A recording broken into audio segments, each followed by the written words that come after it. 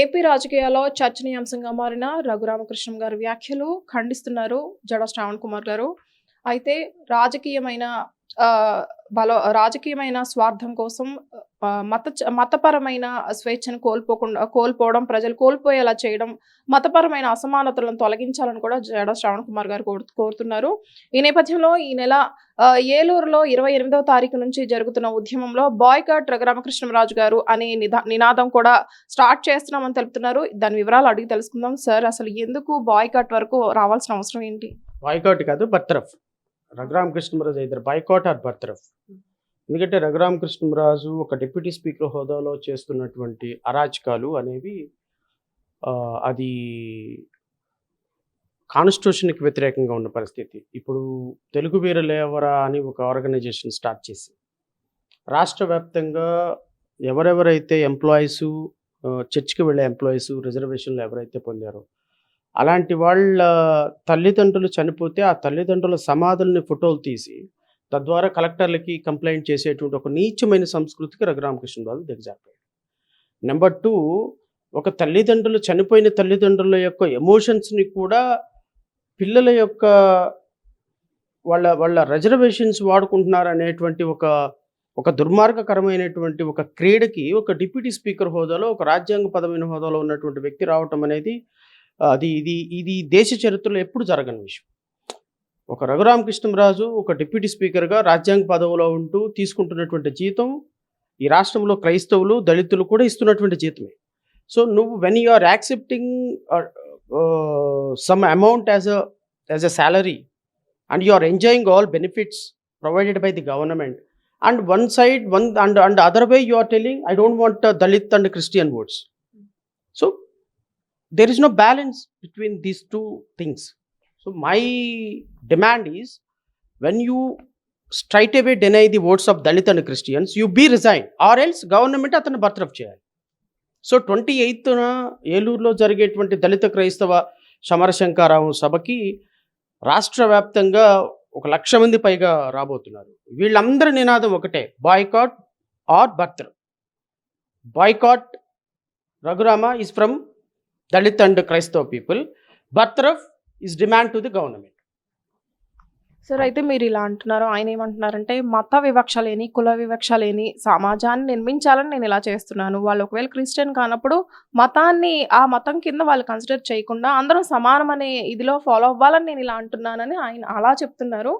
Next second అది sir, ఆయన అన్నది ఏంటంటే ఎక్కడైనా సరే క్రిస్టియన్ కానీ హిందువు కానీ ప్రార్థనా స్థలంలో మైకులతో పబ్లిక్ని డిస్టర్బ్ చేయొద్దు అనేది నేను తీసుకొచ్చాను, కానీ పర్టికులర్గా వాళ్ళనే అని కాదు అని అంటున్నారు. ఈ రెండింటి మీద మీరు ఏం ఎక్స్ప్లెనేషన్ ఇస్తారు?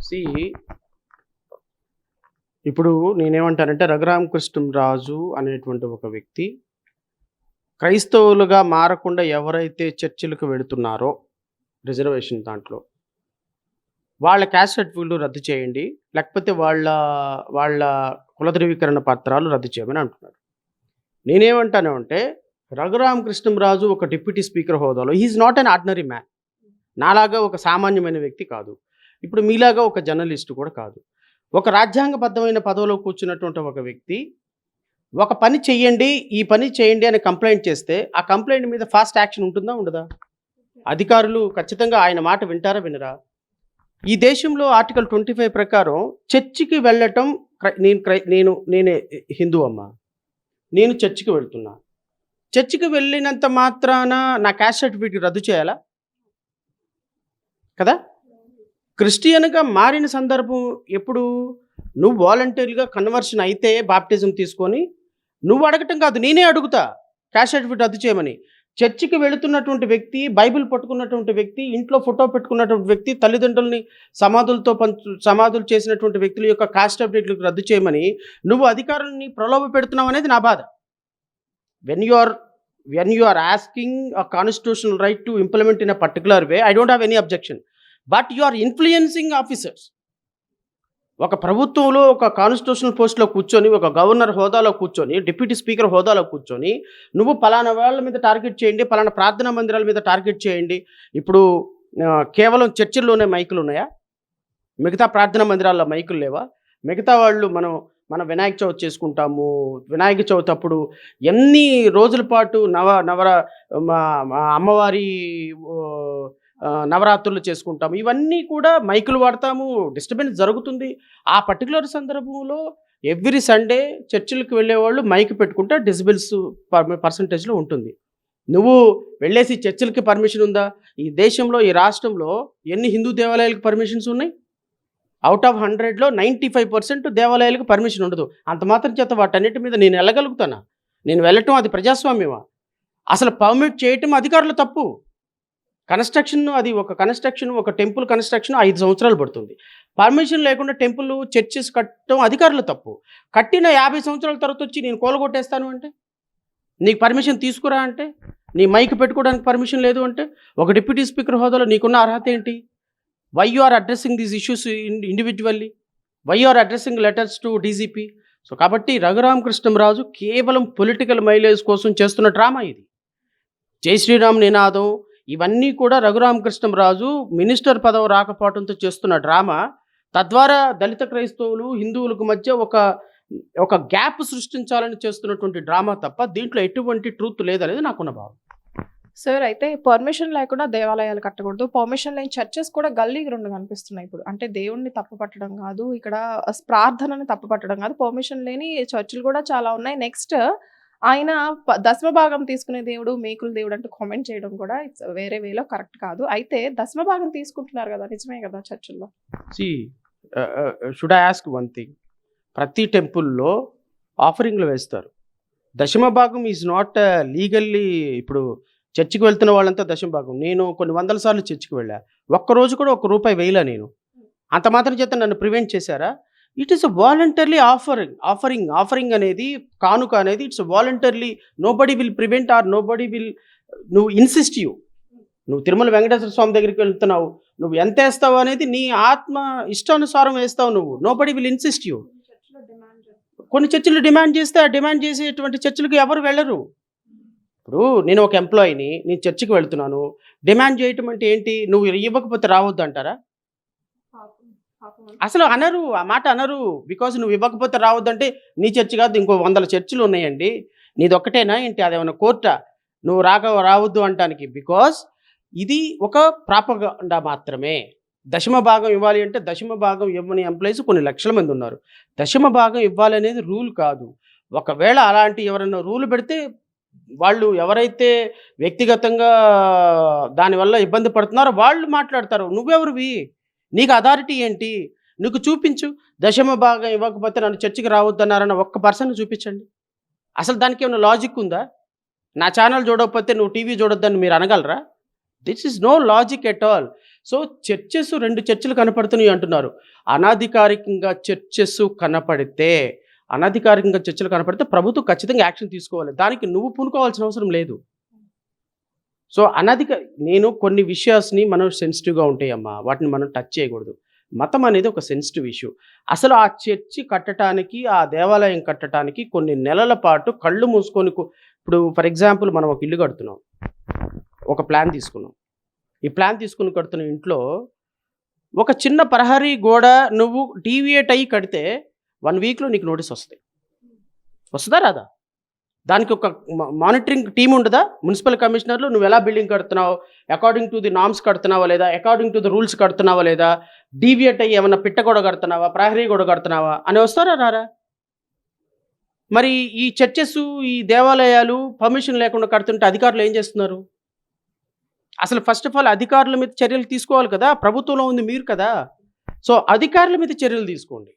ఈ విధమైనటువంటి కట్టడాలు కట్టి ఒక 30-40 సంవత్సరాలు అయిన తర్వాత ఈరోజు వాళ్ళని నువ్వు చర్చి కట్టొద్దు, నువ్వు దేవాలయం నడపొద్దు అంటే ఈ దేశంలో మత స్వేచ్ఛకి అది భంగం కలిగిస్తుంది. ఈ విధమైనటువంటి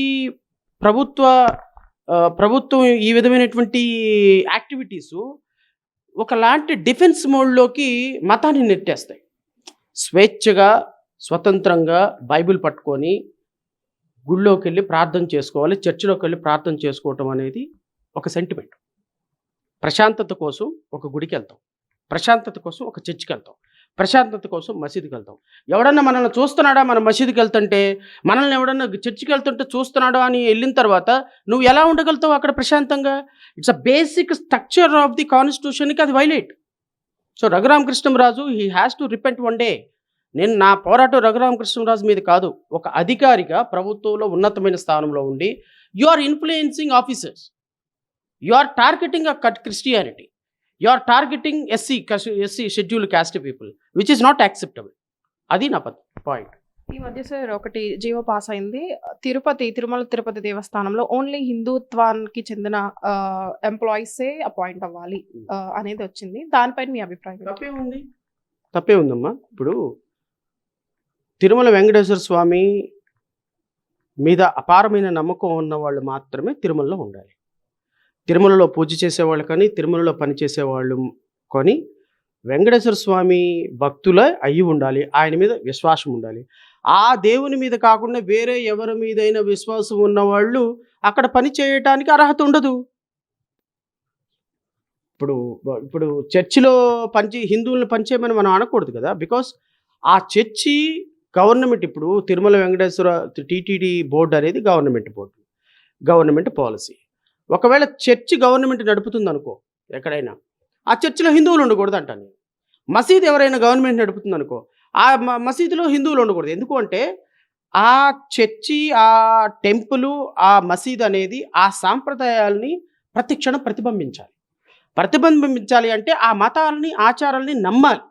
భగవద్గీతని నమ్మాలి, దేవుణ్ణి నమ్మాలి, వెంకటేశ్వర స్వామిని నమ్మాలి. ఇలా నమ్మకం లేని వ్యక్తి ఆ పవిత్రమైన స్థానంలో ఉండటానికి అర్హత లేదు. I'm always supporting the GO.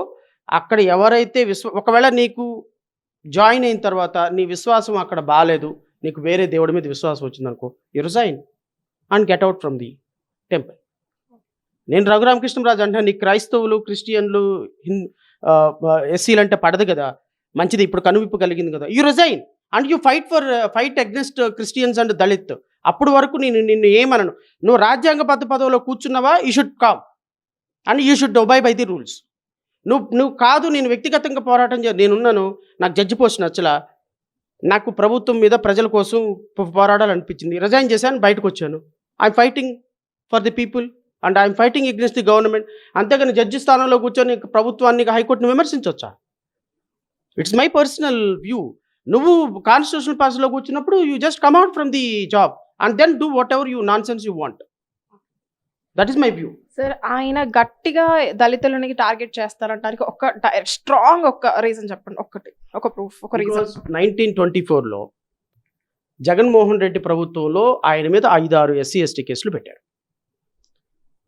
5-6 SC/ST కేసులు పెట్టడం 100% రాంగ్. నేనేమంటానంటే రఘురామకృష్ణరాజుని, ఒకవేళ వ్యక్తిగతంగా నీ మీద ఎవరైనా SC/ST కేసులు పెట్టుంటారు అని మీరు భావిస్తే వాళ్ళ మీద మీరు ప్రొసీడ్ అవ్వండి. రోడ్డు మీద వెళ్తున్నప్పుడు ఒక యాక్సిడెంట్ అయిన మాత్రం that does not mean that you cannot travel in the transport. RTC బస్సులో వెళ్ళకూడదు, ఫ్లైట్లో వెళ్ళకూడదు. ఫ్లైట్ ఎక్కగానే 260 మంది చచ్చిపోయారు మొన్న. అంత మాత్రం చేత ఫ్లైట్ ఎక్కటం మానేసామా? అంటే ఫ్లైట్ వ్యవస్థ మొత్తాన్ని తిట్టేస్తామా? No, it is an accident. నీ మీద కేసు పెట్టడం పొలిటికల్గా తప్పు. పొలిటికల్గా తప్పు అయినప్పుడు నీకు దానికి కారణమైన వ్యక్తుల మీద నువ్వు వెళ్ళాలి తప్ప వ్యవస్థ మీద నువ్వు వెళ్ళకూడదు. వ్యవస్థ మీద వెళితే ఎంటైర్ వ్యవస్థ నీకు బుద్ధి చెప్తుంది. వ్యవస్థలో ఒక రాంగ్ ఇది లేదంటారా? అంటే SC/ST కాబట్టి తప్పు చేసినా కొంచెం వెనకేసుకొచ్చే పద్ధతి ఒక దగ్గర కనిపిస్తుంది. అంటే ఏంటంటే వాళ్ళు చెప్తే ఖచ్చితంగా యాక్షన్ తీసుకోవాలి, రైట్ ఆర్ రాంగ్ ప్రూవ్ అవ్వకముందు అనే దాంట్లో SC/ST ఈ కేసులు కనుక తీసుకుంటే అనేది ఒకప్పుడు ఉంది.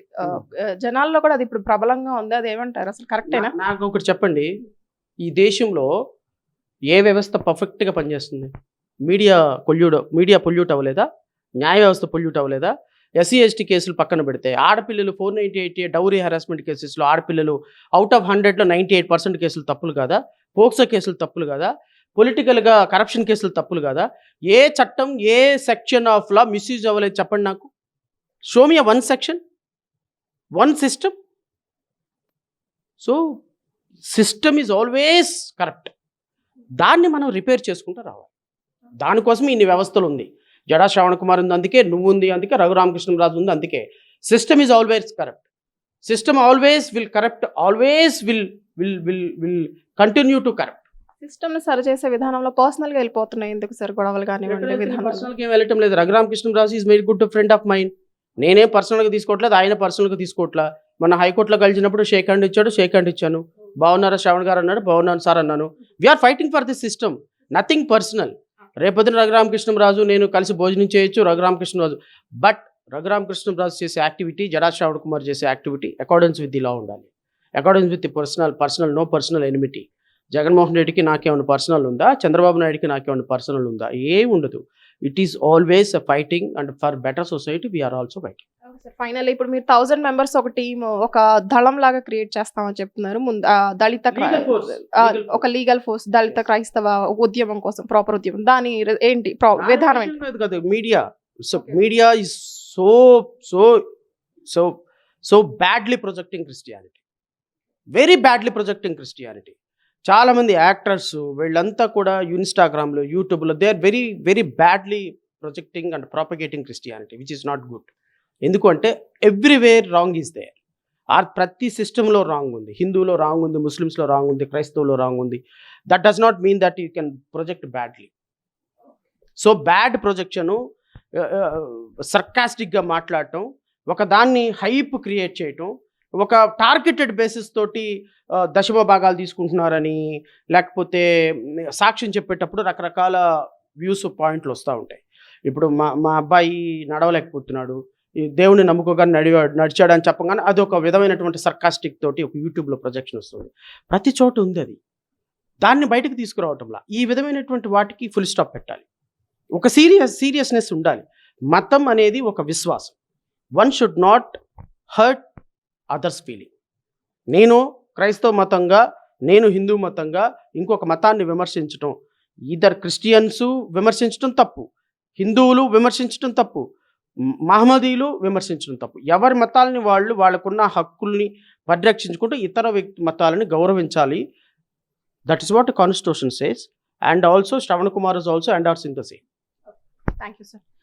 సో ఇదండి, ఆర్ఆర్ఆర్ గారికి నాకు పర్సనల్ గొడవలు ఏమి లేవు, వ్యవస్థను కాపాడడమే నా ప్రథమ కర్తవ్యం, ఆయనది కూడా అదే అవ్వాలని కోరుకుంటున్నాను అంటున్నారు.